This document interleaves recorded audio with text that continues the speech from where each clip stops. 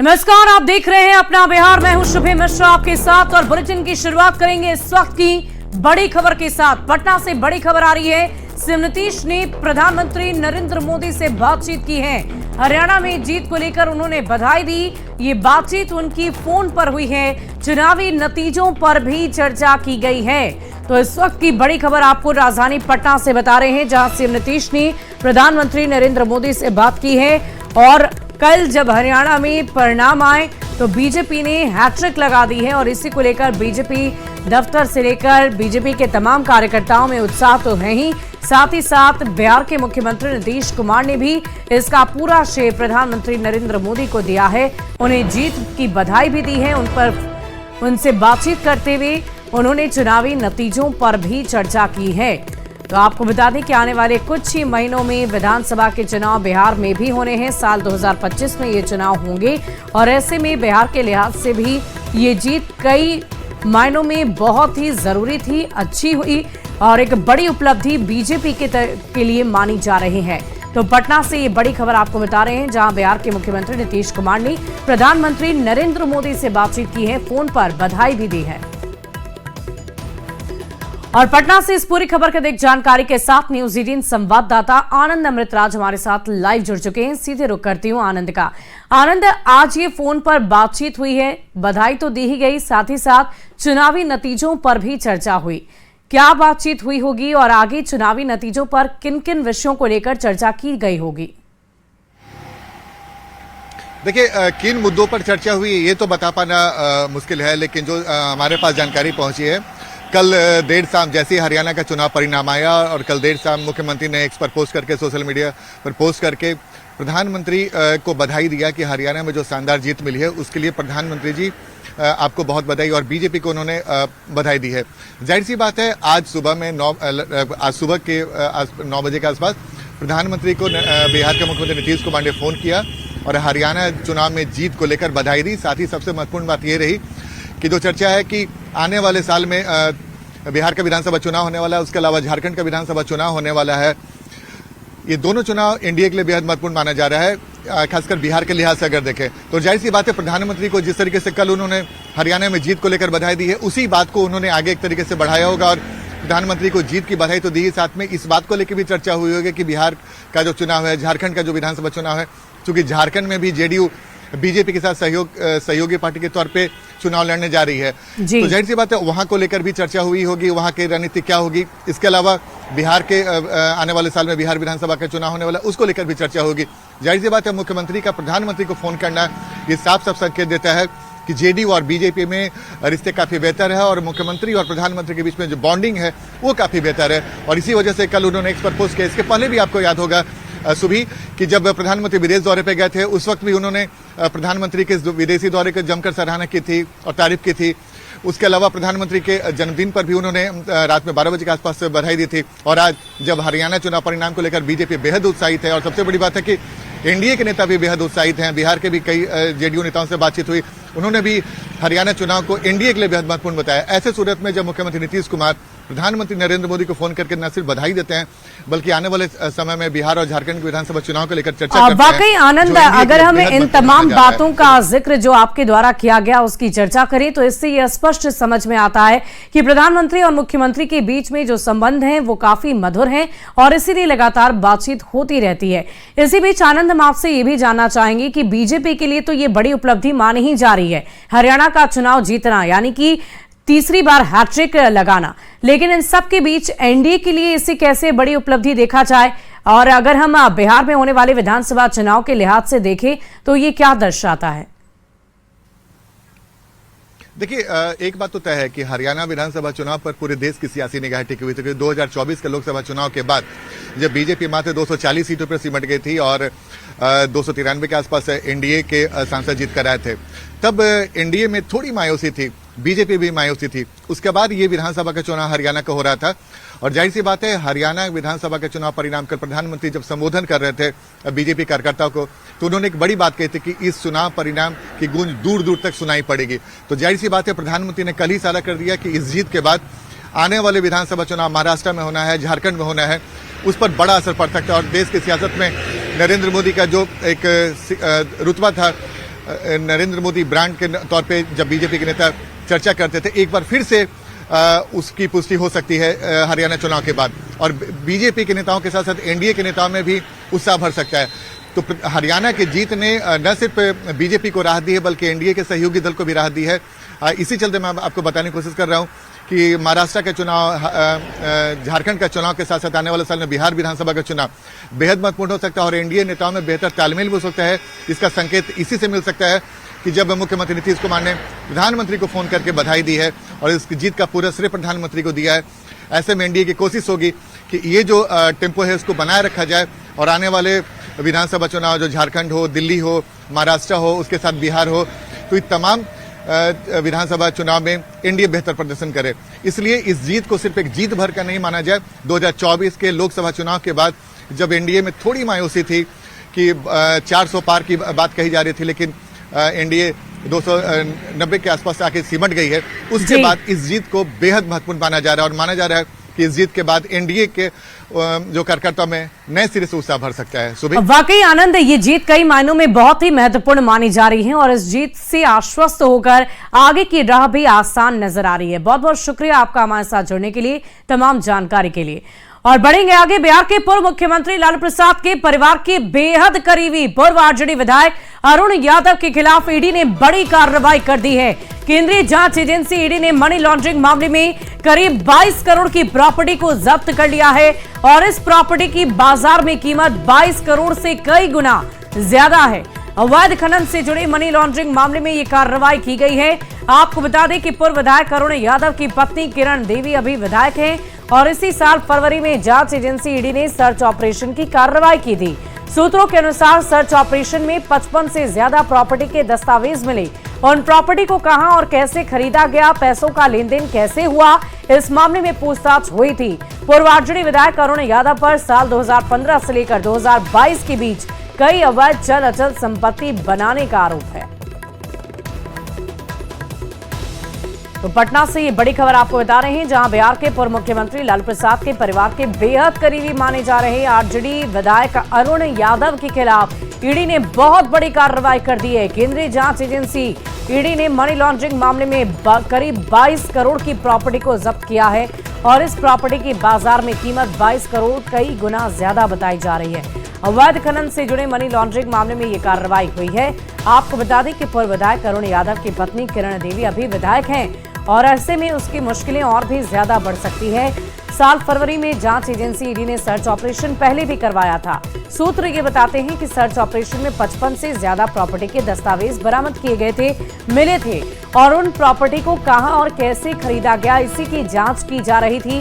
पैसों का लेन देन कैसे हुआ था, इसको लेकर इस पूरे मामले में पूछताछ लगातार जारी थी। और इस पूरी खबर की अधिक जानकारी के साथ न्यूज 18 संवाददाता शंकर आनंद फोन लाइन पर हैं।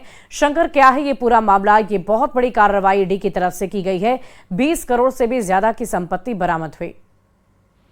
निश्चित तौर पर देखिए, जिस तरह से केंद्रीय जांच एजेंसी ईडी के द्वारा एक बड़ी कार्रवाई को अंजाम दिया गया है और आरजेडी से जो पूर्व विधायक रहे अरुण यादव, उनकी ये प्रॉपर्टी को अटैच किया गया है। और जिस तरह से अरुण यादव की बात करें, हालांकि जो अटैच प्रॉपर्टी है वो तकरीबन 20 से 22 करोड़ की है, लेकिन ये सरकारी रेट है। अगर आज का बाजार मूल्य देखा जाए तो इससे कई गुना ज्यादा इस प्रॉपर्टी की कीमत है और इस मामले में तफ्तीश और आगे की जा रही है। और इसके साथ साथ पूर्व विधायक की पत्नी की अगर बात करें तो इनकी पत्नी का नाम किरण देवी है, जो अभी मौजूदा विधायक हैं। और जिस तरह से इन पे एक और जांच एजेंसी के द्वारा एक अन्य मामले में यह भी तफ्तीश के दौरान में सामने आया था कि बिहार की पूर्व मुख्यमंत्री रही राबड़ी देवी की जो 4 फ्लैट्स हैं, जो 4 फ्लैट इन्हीं को बेचा गया था, किरण देवी को बेचा गया था। तो उससे भी संबंधित आगे तफ्तीश का दायरा जो है वो आगे बढ़ाया जा रहा है कि वो फ्लैट्स किस तरह से उनको खरीदा गया था, कितने दाम पे खरीदा गया था, क्यों खरीदा गया था, तो वो मामला भी एक अलग से है। तो एक तकरीबन 70 के लगभग में जो अचल और अचल संपत्ति जो है वो उसके बारे में जांच एजेंसी ईडी को महत्वपूर्ण जानकारी मिली थी। और एक तरह से कह सकते हैं कि इस मामले में जिस तरह से अरुण यादव के खिलाफ जो मामले की अगर बात करें तो उनके खिलाफ आपराधिक कृत्य में शामिल होने का, इसके साथ साथ अवैध तौर पर जो खनन का जो मामला है उससे मनी लॉन्ड्रिंग का जो मामला है वो सामने आया था। लिहाजा इन तमाम मामलों की गंभीरता को देखते हुए जो स्थानीय पुलिस के द्वारा जो केस रजिस्टर किया गया था उसी को बाद में ईडी ने टेक ओवर किया और मनी लॉन्ड्रिंग एक्ट के तहत इस मामले के आगे की तफ्तीश की जा रही थी। जिसके बाद आज जिस तरह से की कार्रवाई की गई है, तो कहा जा सकता है कि ये जो अटैचमेंट की कार्रवाई है, इसमें कई ऐसे इसके प्रॉपर्टी जो हैं वो जब्त किए गए हैं। इसके साथ साथ कई ऐसे बैंक अकाउंट्स जो हैं उसको फ्रीज किया गया है।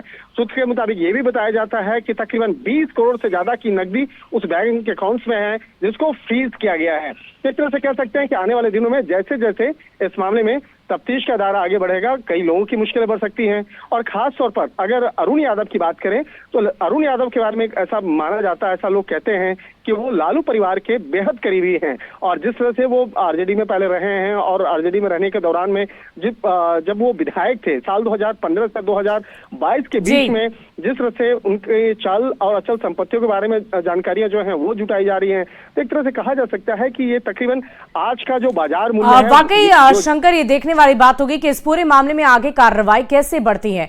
और इसी बीच दिल्ली से एक बड़ी खबर आ रही है। हरियाणा के सीएम नायब सैनी पीएम आवास पहुंचे हैं। चुनाव में उन्हें भारी जीत मिली और इसके बाद वो प्रधानमंत्री नरेंद्र मोदी से मुलाकात करने पहुंच चुके हैं। प्रधानमंत्री आवास, तो इस वक्त की बहुत बड़ी खबर आपको बता रहे हैं। दिल्ली से हरियाणा के सीएम नायब सैनी पीएम आवास पहुंचे हैं। चुनाव में मिली जीत के बाद मुलाकात करने प्रधानमंत्री से पहुंचे और पीएम मोदी से मिलने पहुंचे हैं नायब सैनी। आपको बता दें कि जीत के बाद उन्होंने इसका पूरा श्रेय प्रधानमंत्री को दिया है। और इसी के साथ नायब सिंह सैनी आज प्रधानमंत्री आवास पहुंच चुके हैं प्रधानमंत्री से मुलाकात करने के लिए। दिल्ली से ये बड़ी खबर आपको बता रहे हैं। पीएम मोदी से मिलने पहुंचे हैं नायब सैनी और आज ही ये मुलाकात होगी। और मुलाकात के साथ ही बधाई का सिलसिला भी बीजेपी के तमाम कार्यकर्ताओं नेताओं की तरफ से लगातार जारी है। बढ़ते आगे, हरियाणा में बीजेपी ने हैट्रिक लगाकर इतिहास रच डाला है। हरियाणा में बीजेपी की जीत पर पूरे देश भर में बीजेपी नेता और कार्यकर्ता जश्न मना रहे हैं। दिल्ली से पटना तक बीजेपी कार्यकर्ता जश्न में डूबे हैं, साथ ही उनका उत्साह भी चरम पर है। शानदार नतीजों के बाद पीएम मोदी दिल्ली के बीजेपी दफ्तर में कार्यकर्ताओं को संबोधित करने पहुंचे। पीएम मोदी ने हरियाणा की जीत के लिए हरियाणा की जनता को धन्यवाद दिया। पीएम मोदी ने कहा कि देश के खिलाफ अंतर्राष्ट्रीय साजिश चल रही है। भारत के लोकतंत्र को, अर्थतंत्र को, भारत के सामाजिक ताने बाने को कमजोर करने की साजिश रची जा रही है। मोदी ने आरोप लगाया कि कांग्रेस पार्टी और इसके चट्टे बट्टे इस खेल में शामिल हैं। जहां दूध दही का खाना, वैसा है अपना हरियाणा।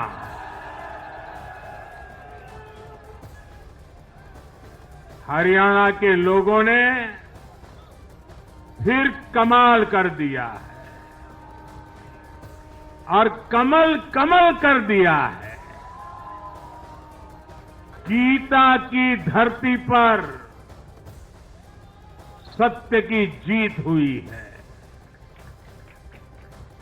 गीता की धरती पर विकास की जीत हुई है। गीता की धरती पर सुशासन की जीत हुई है। पूरे 5-5 साल के 2 कार्यकाल पूरा करने वाली किसी सरकार को हरियाणा में फिर से मौका मिला हो, ये भारतीय जनता पार्टी को तीसरी बार मौका मिला है। यहां के लोगों ने सिर्फ तीसरी बार हमारी सरकार नहीं बनाई, बल्कि हमें सीटें भी ज्यादा दी हैं और वोट शेयर भी ज्यादा दिया है। ऐसा लगता है हरियाणा के लोगों ने छप्पर फाड़ कर वोट दिया है। इस जनादेश की गूंज दूर दूर तक जाएगी। वहीं हरियाणा और जम्मू कश्मीर के चुनाव परिणाम पर केंद्रीय गृह राज्य मंत्री नेता नित्यानंद राय ने कहा कि चुनाव परिणाम काफी बेहतर आए हैं। हरियाणा में बीजेपी तीसरी बार सरकार बनाने जा रही है। जनता नरेंद्र मोदी के विकास के कार्यों को पसंद करती है। नरेंद्र मोदी पर जनता का विश्वास बना हुआ है। बहुत ही बढ़िया नतीजा आया है।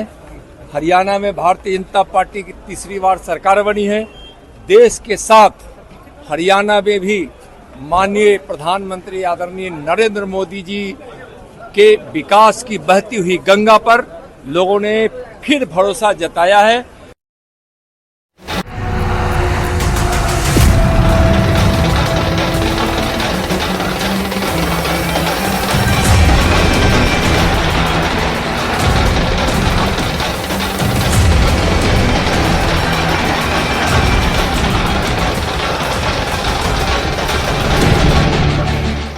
और इसी बीच जहानाबाद से एक बड़ी खबर आ रही है। पटना गया रोड पर सलेमपुर के पास एक हादसा हो गया। टूरिस्ट बस में हाईवा ने टक्कर मार दी। बस में कई देशों के बौद्ध भिक्षु सवार थे। बस पलट जाने से 8 लोग जख्मी हुए। पटना से गया जा रहे थे बौद्ध भिक्षु। घायलों में 3 की हालत गंभीर बताई जा रही। इस वक्त की बड़ी खबर आपको बता रहे हैं जहानाबाद से, जहां टूरिस्ट बस में हाईवा की टक्कर हो जाने से कई देशों के बौद्ध भिक्षु जिसमें सवार थे वो बस ही पलट गई। 8 लोग जख्मी हो गए। पटना से सभी ये गया जा रहे थे और इसी दौरान ये सड़क हादसा हुआ। 3 लोगों की हालत इस वक्त गंभीर बताई जा रही है। एक्सक्लूसिव तस्वीरें हम आपको दिखा रहे हैं सड़क दुर्घटना की। जहानाबाद से ये बड़ी खबर आपको बता रहे हैं जहां हाईवा और बस के बीच में टक्कर हुई जिसमें 8 लोग जख्मी बताए जा रहे हैं। 3 की स्थिति गंभीर है।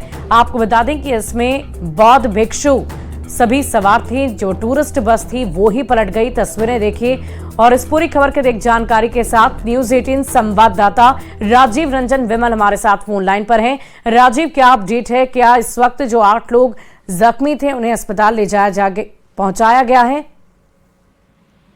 जी, एक्चुअली ये जो दुर्घटना हुई है वो सुबह में लगभग 7 बजे के आसपास हुई है और इसमें कई देशों के टूरिस्ट शामिल थे जो बस से वापस जा रहे थे।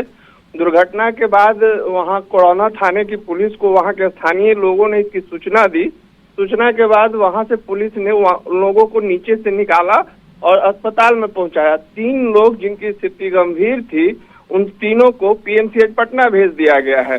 बाकी लोगों का इलाज यहाँ चल रहा है। वे लोग ठीक हैं, किसी तरह की कोई गंभीर समस्या या कोई बड़ी बात नहीं है उन लोगों के साथ।